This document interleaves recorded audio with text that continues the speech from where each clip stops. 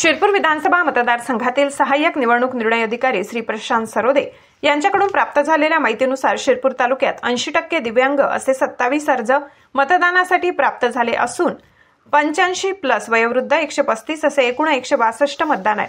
शासनाने केलेल्या नियमावलीनुसार अशा व्यक्तींचे मतदान घरी जाऊन घेणे सक्तीचे असल्याने या मतदान प्रक्रियेसाठी शिरपूर शहर व तालुक्यासाठी 9 पथकाची नेमणूक करून दिनांक 13/11/2024 रोजी पहिली फेरी शिरपूर शहर व तालुक्यातील ग्रामीण भागात सुरुवात करण्यात आली असून पहिल्या फेरीत 146 दिव्यांग व अतिवयोवृद्ध व्यक्तींनी गुप्त मतदान पद्धतीने मतदानाचा हक्क बजावलाय. त्याचप्रमाणे दिनांक 14/11/2024 रोजी पोलीस कर्मचारी व होमगार्ड कर्मचारी यांची मतदान प्रक्रिया तहसील कार्यालय शिरपूर येथे झाली.